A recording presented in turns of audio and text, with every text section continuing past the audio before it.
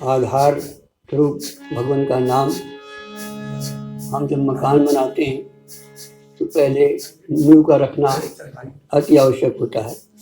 आइए भगवान का गुणगान गाने के लिए राम नाम रूपी राम के नाम का आधार बनाएं। सीताराम सीताराम सीताराम कहीं जाहि मेरे रखे राम ताहि रही।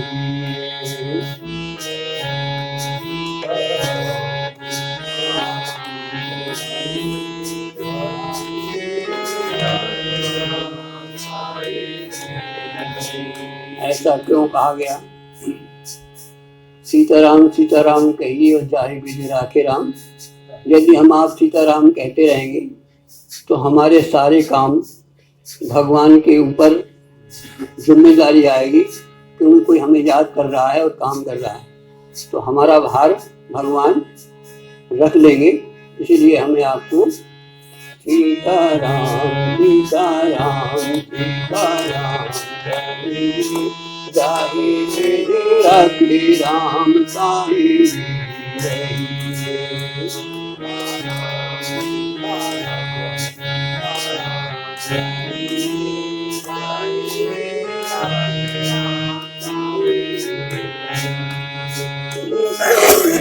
राम नाम राम सेवा हाथ में, तू अकेला नहीं बंधे राम तेरे साथ में।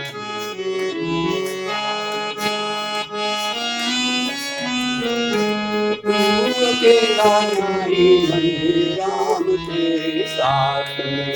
विधि का विधान जान राम सही, जाहि विधि राखे राम ताहि रही।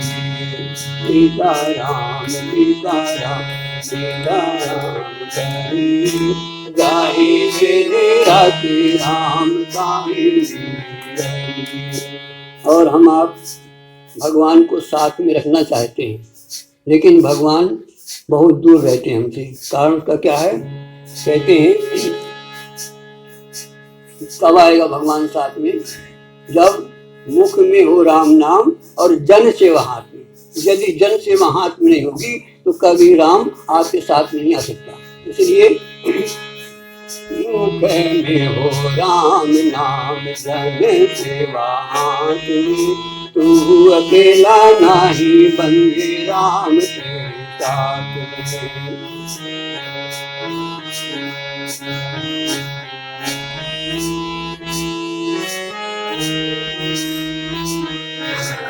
और इसके बाद भी कोई घटना हो जाती है। क्या है? विधि का विधान जान हान राम कहीं जाहि विधि राखे राम ताहि रही। सीताराम सीताराम सीताराम कहीं जाहि विधि राखे राम ताहि रही। और क्या होना चाहिए? किया अभिमान तो फिर मान नहीं पाएगा, होगा वही प्यारे जो श्री राम जी को भाएगा। भले आशा त्याग तो कर्म करते रहिए, जाहि विधि राखे राम ताहि रही। सीताराम सीताराम सीताराम कहिए जाहि विधि राखे राम ताहि रही। और क्या करना है हमें? नाता के राम जी से दूजा नाता तोड़ दे।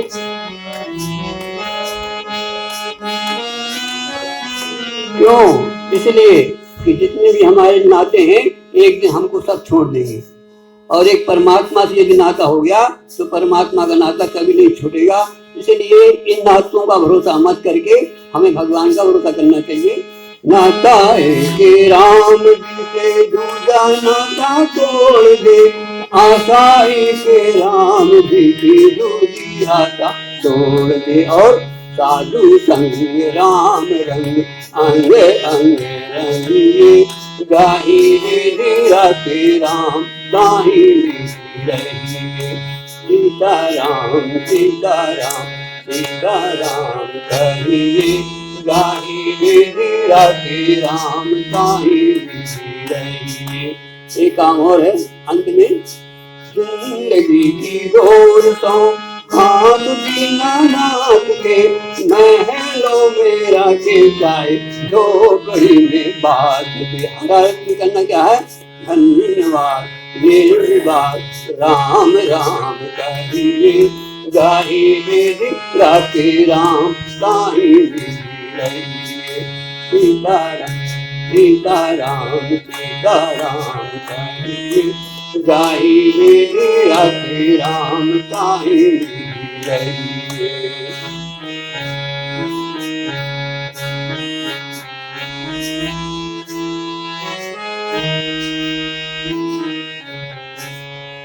श्री सद्गुरुदेव भगवान की जय। बोलिए आज के आनंद की। अभी हम अपने कार्यक्रम के प्रारंभ में भगवान के समक्ष हम आपने एक ज्योति जलाई, जिसको हम आप सब दीप ज्योति कहते हैं। और दीप ज्योति जला करके हमने परम ज्योति, आत्म ज्योति, ब्रह्म ज्योति का भी स्मरण किया। आइए थोड़ा आज इसी पर बिंदु पर विचार करेंगे। दीप ज्योति और आत्म ज्योति। दीप ज्योति तो आप जानते हैं, क्यों? इसलिए कि हम नित्य प्रति जलाते हैं, और इससे क्या होता है कि हमें अंधेरा को दूर कर देती है और हम प्रकाश दिखाई देने लगता है और हम सब कुछ देखने लगते हैं। ये प्रभाव किसका है? ये दीप ज्योति का। अब दीप ज्योति को जलाने के लिए क्या करते हैं हम आप? उसका पात्र होना चाहिए, इसके बाद घृत होना चाहिए, इसके बाद उसमें बत्ती होना चाहिए, और सब कुछ हो जाए लेकिन आग ना हो तो क्या होगा? फिर हम माचिस से अग्नि पैदा करके ज्योति को प्रकाशित करते हैं। तो ये तो हुई दीप ज्योति। अब आत्म ज्योति क्या है? परम ज्योति क्या है? आइए जरा मानस देखें। परम प्रकाश रूप दिन राति, परम प्रकाश रूप दिन राति। एक ज्योति है परम प्रकाश या स्वयं प्रकाश रूप दिन राति, और नहीं कस चाहिए दिया घृत बाती।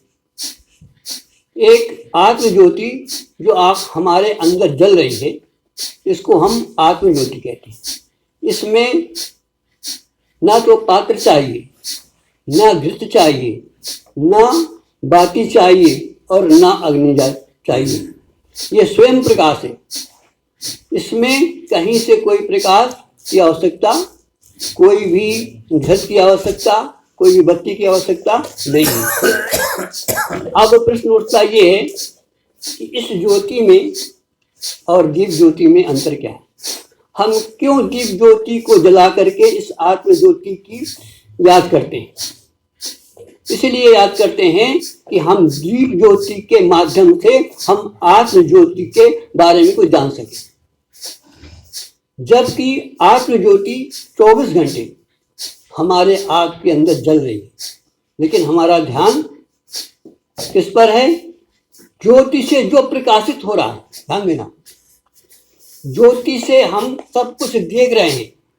हम आपसे कहें डॉक्टर साहब ये बताइए कि आपके सामने क्या क्या दिख रहा है?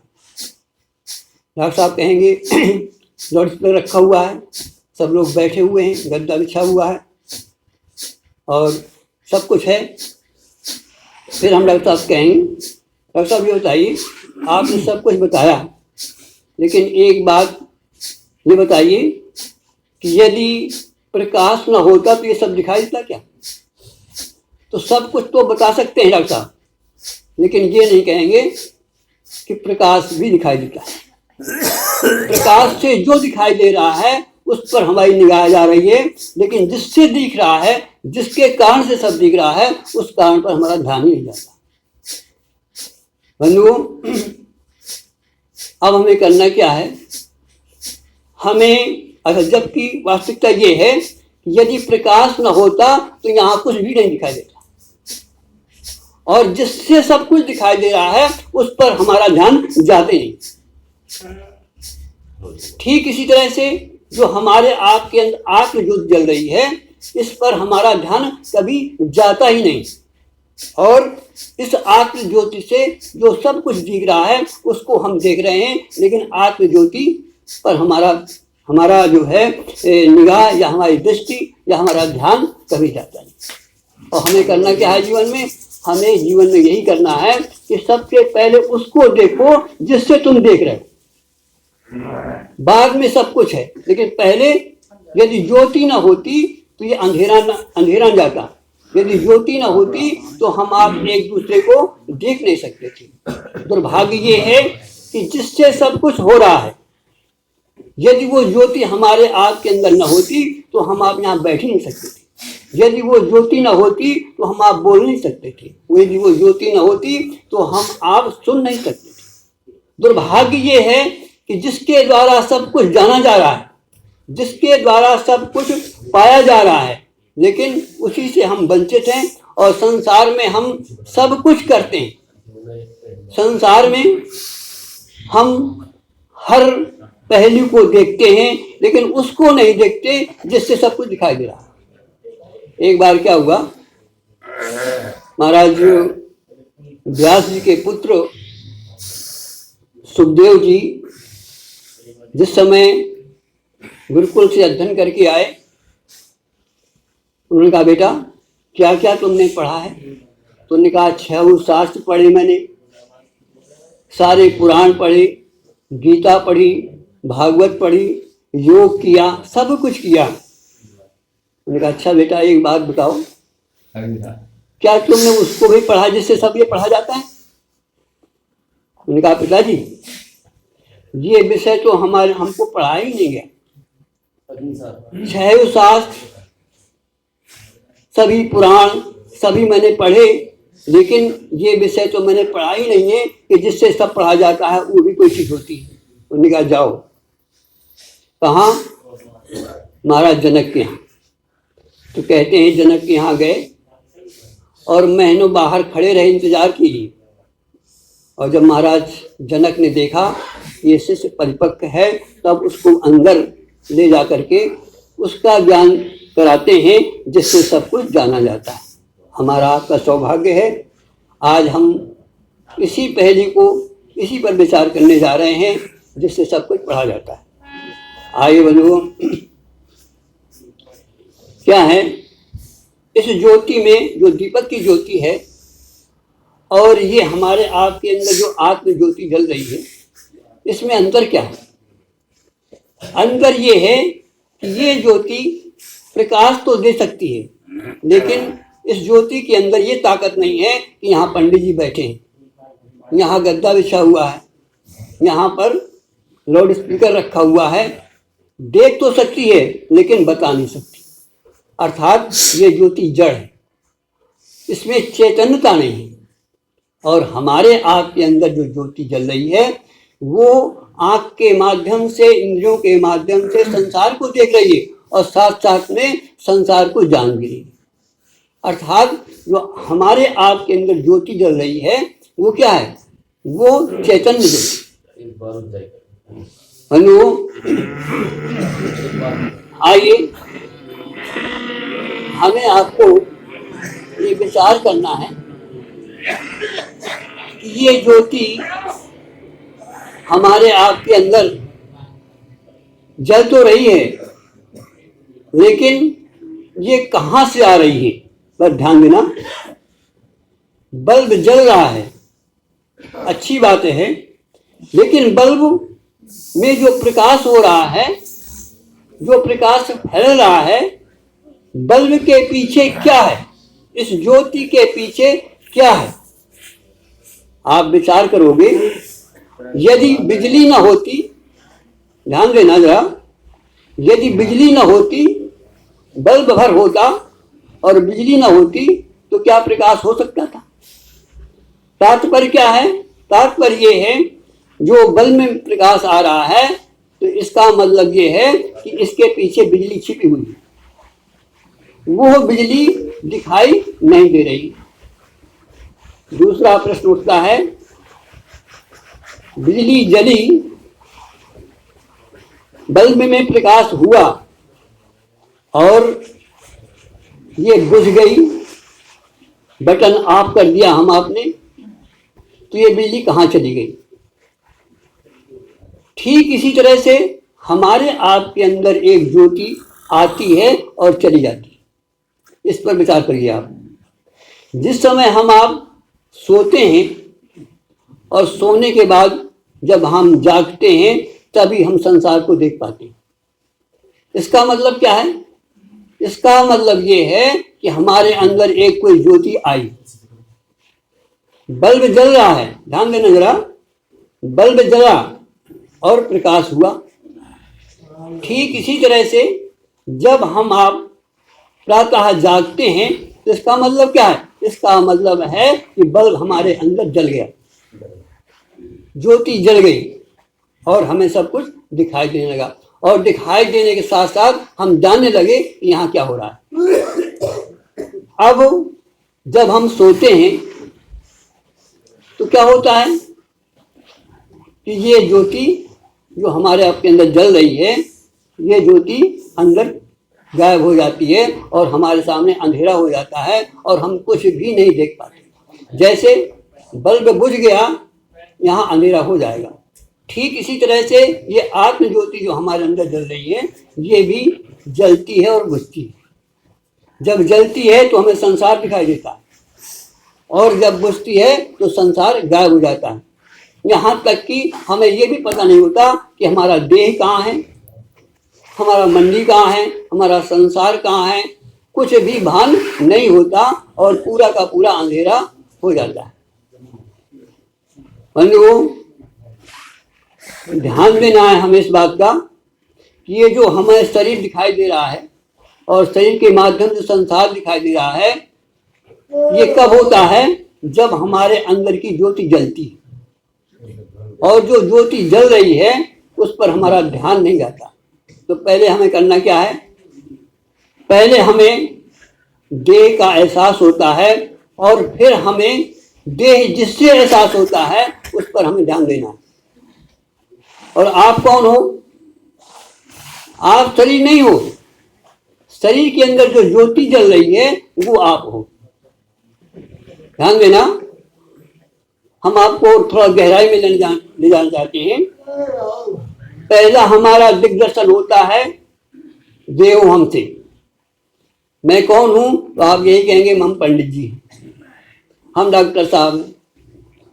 और जब इसके अंदर चलते हैं तब फिर क्या होता है? हम वो प्रकाश हैं जिससे ये महसूस होता है कि हम डॉक्टर साहब हैं, हम देह हैं। तो दो स्तर हुए हमारे पहले। एक स्तर तो हुआ देह का, जिसको हम देव हम बोलते हैं। फिर जिससे ये देह जाना जाता है वो स्तर हुआ, उसको हम क्या कहते हैं? जीवो हम। उस जो प्रकाश जल रहा है उसको हम जीव की संज्ञा कहते हैं और उसको कहते हैं ईश्वर अंशो जीव अविनाशी। देखिए ये प्रकाश जल रहा है और इस प्रकाश को यदि आप मारना चाहें, जलाना चाहें तो क्या आप इस प्रकाश पर आपकी तलवार चल सकती है? इस प्रकाश पर क्या आप गोली चला सकते हो? या इस प्रकाश को आप इस तरह से काट सकते हो? और भगवान कृष्ण अर्जुन से क्या कहना चाहते हैं, क्या समझाना चाहते हैं कि नैनम छिदन्ति शास्त्राणि नैनम दहति पावका। और यही बात गोस्वामी जी कहते हैं कि ईश्वर अंश जीव अविनाशी।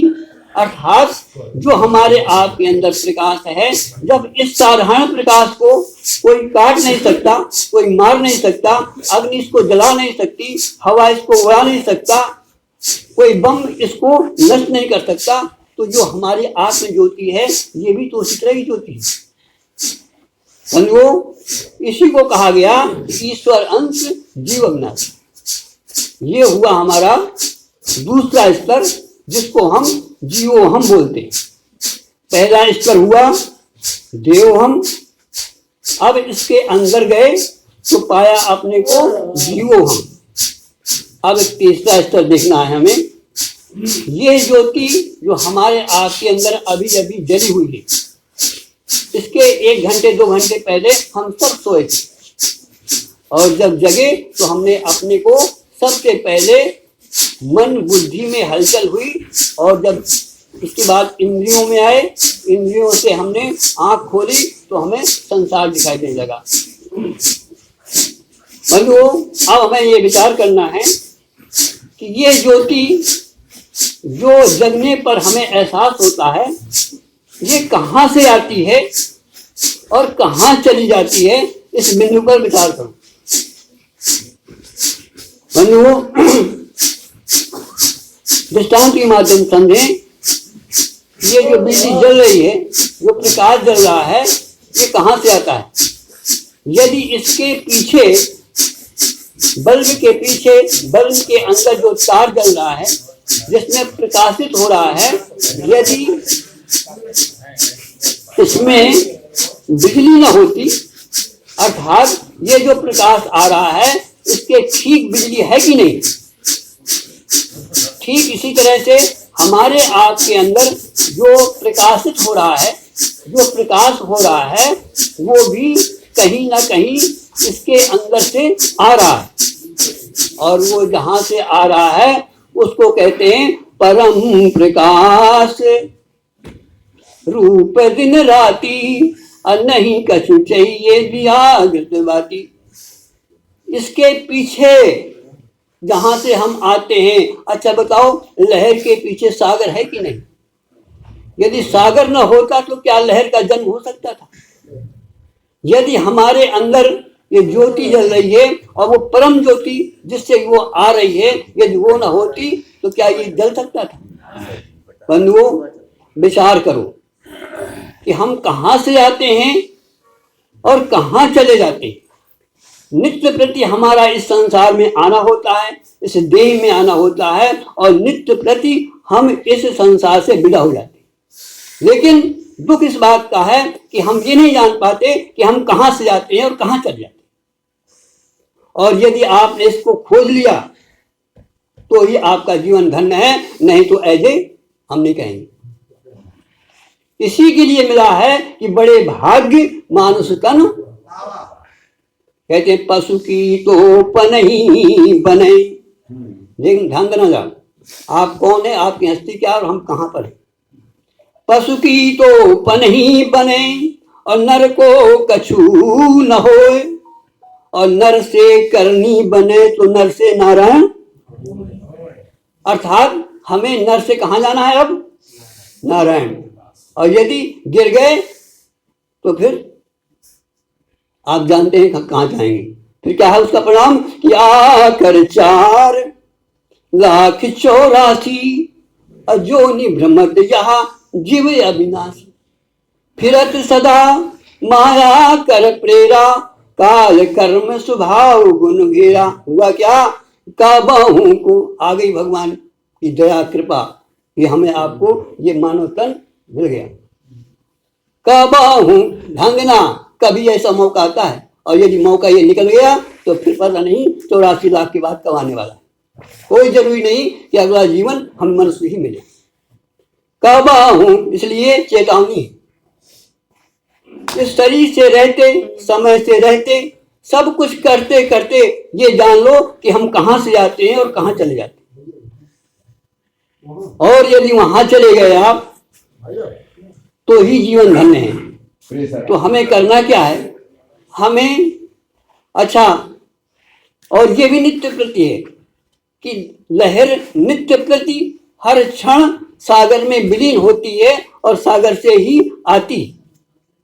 हम आप भी उसी परमात्मा से, उसी परम ज्योति से नित्य प्रति उदय होते हैं और अस्त हो जाते हैं। लेकिन दुख इस बात का ये है कि जब हम वहां पहुंचते हैं तो बस बेहोश हो जाते हैं, ये पता नहीं चलता कि हम कहाँ गए और कहाँ से आ गए। धन्य भाग ये है कि हम एक बार जागते हुए, सोते हुए नहीं, बेहोश होते हुए नहीं, मूर्छित होते हुए नहीं, मदिरा पान करते हुए नहीं, होश में जाइए आप। और ये संभव है। क्यों? कि हमारे पूर्वज इसको खोज करके उन्होंने बताया, यदि वहां जाना है तो एक ही रास्ता है। कहते हैं नाम जी है जपो जागहि योगी। योगी लोग, इसीलिए योग किया जाता है, इसीलिए हम शरीर को स्वस्थ रखते हैं, इसीलिए हम रोटी कपड़ा मकान को संजोए रहते हैं कि ये हमको मिलता रहे, शरीर हमारा स्वस्थ रहे। और इस स्वस्थ रहते समय हम उस योगी की भांति जाग करके उस परम ज्योति का दर्शन करें तो आप पाएंगे, आप क्या पाएंगे? आप पाएंगे ईश्वर अंश। इससे भी ऊंची बात है, साक्षात वो सागर पाएंगे, लहर वो सागर पाएगी जो असीम है, अनंत है। बंधु, अब आप ये प्रश्न कह सकते हैं कि हम ऐसा क्यों करें, क्या जरूरी है? खाओ पियो मस्त रहो। बंधुओं, ये खाना पीना तो बराबर रहेगा ही, लेकिन जो परम आनंद है, जो हमारी मांग है, हमारी मांग ये है, पहली मांग ये है कि हम कभी मरे नहीं। दूसरी मांग ये है कभी हमें दुख ना हो। तीसरी मांग ये है कि हम कभी बुद्धू न रहें। और चौथी मांग ये है, ईश्वर अंश जीव अविनाशी हो गया और चेतन हो गया अमल, कभी हम गंदे न हों और सहज में ही हम सुख का अनुभव करें, सुख ही नहीं बल्कि आनंद का अनुभव करें। तो ये सारी हमारी जो कामनाएं हैं, ये सारा जो हम जो चाहते हैं कि हम कभी मरे नहीं, तो यदि आप अपनी ज्योति को, अपने को पहचान जाएंगे तो 3 काल में भी आपकी मृत्यु नहीं है। इसीलिए, और जो हम थोड़ी थोड़ी सुख के लिए जो विषयों में सुख ढूंढते रहते हैं और विषय सुख मिलते हैं और गायब हो जाते हैं, और लेकिन यदि आपने आत्मा का सुख, परमानंद का सुख, परम ज्योति का सुख दर्शन कर लिया, वहां तक पहुंच गए, तो फिर आपको संसार में कोई भी चीज की आवश्यकता नहीं रहेगी। इसलिए इन पहले देव हम से उठो, जीवो हम में आओ, और जीवो हम से उठो तो सो हम में आओ, तभी हमारा जीवन सार्थक होता है और हम अपने इस दीप ज्योत के माध्यम से परम ज्योत तक की यात्रा कर सकते हैं। बोलो वृंदावन बिहारी लाल की आइए। इसके लिए जरूरी है, हे प्रभु आनंद दाता ज्ञान हमको दीजिए, शीघ्र सारे दुर्गुणों को दूर हमसे कीजिए, लीजिए हमको शरण में, हम सदा चारी बने, ब्रह्मचारी धर्म रक्षक वीर व्रत नारी बने। हे प्रभु आनंद दाता ज्ञान हमको दीजिए, कीजिए हम पर कृपाएं, श्री मेरे परमात्मा, मोह मद मत कर रहित हो वे हमारी आत्मा, सत्य हमारी आयु हो प्रभु लोक के हो बेकार में, हाथ डाले हम कभी ना भूल कर अपकार में। हे प्रभु आनंद गाता ज्ञान हमको दीजिए, शीघ्र सारे दुर्गुणों को दूर हमसे कीजिए। क्यों ऐसी प्रार्थना है कि क्यों ये गुण साधन ते नहीं हुई और तुम्हारी कृपा पाव कोई कोई। और कृपा के लिए जरूरी है कि मन क्रम वचन छाण चतुराई, फिर है भजत कृपा करिए रघुराई। बोलो वृंदावन बिहारी लाल की हरि बोल।